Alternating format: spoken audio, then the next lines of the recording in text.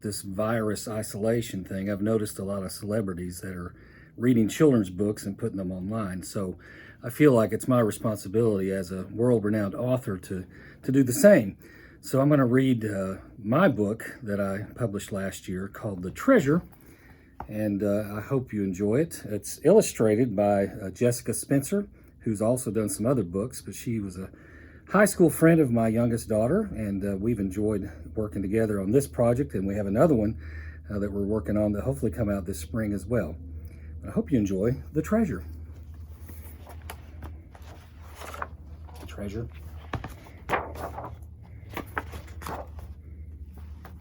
By the way, this is a special big edition that I bought. I'm not trying to do this to promote my book, but if you were to buy the book on Amazon, you would be getting this smaller paperback version, just so you know. I wouldn't want anybody to be disappointed when they got their book and it wasn't like this. Matt and Chris were brothers. They shared everything and had lots of fun with each other. They loved to go to their grandfather's farm to play. He was fun to be around, and they loved him very much.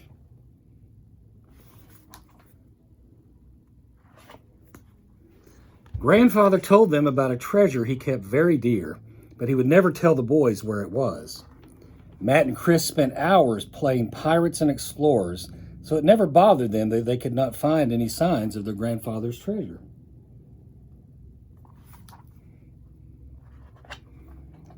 Many summers passed, and the boys grew older. But as the boys grew older, they also grew apart.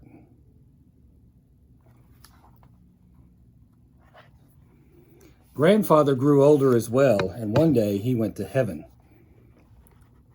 See Grandfather in the clouds there? I love that Jessica did that. It kind of reminds me of that scene in The Lion King. Yeah.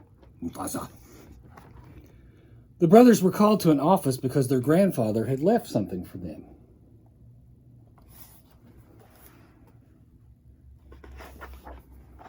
A man brought out an old wooden box along with a letter. It said, "To my beloved grandsons, Matt and Chris, who spent many hours hunting for my treasure, I leave a map." Matt and Chris could not believe it. They had forgotten about Grandfather's treasure and had even thought it was just a wild tale. There really was a treasure. As soon as they got home, Matt hurriedly opened the box, and there was indeed a treasure map on old yellowed paper. Matt wanted to go find the treasure immediately, but Chris thought that it was too soon and that it would not be respectful to Grandfather. Chris was holding the map when Matt grabbed for it. The ripping sound caused the brothers to cease arguing and stand quietly, each with a piece of the map in their hand. Chris smiled and told his brother he would now have to wait because he was going to hold on to his half of the map at least until morning. This angered Matt, and he grabbed Chris's part of the map. Matt pushed Chris out of the way and stormed out of the room.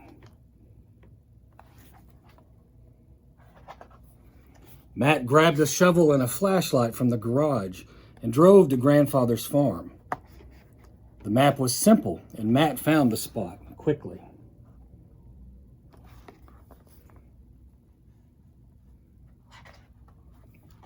He dug at the soft ground and soon hit something solid.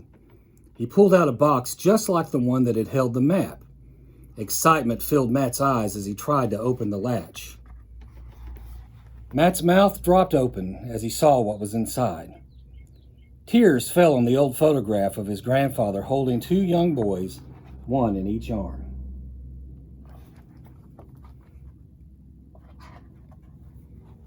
There was a note that said, "My two wonderful grandsons are my greatest treasure. The joy they bring me by sharing their love for me and for each other is more valuable than any riches in the world." He rushed back to the house to apologize to his brother. Grandfather had truly given them a treasure by reminding them of the love that family shared. The brothers promised to never bury it again. The end. But since I'm a preacher, I do what preachers do, and I put a scripture in the back, Matthew 6:21. "For where your treasure is, there your heart shall be also." And I dedicated the treasure to my brother that I lost many years ago, Thomas Vincent Doyle.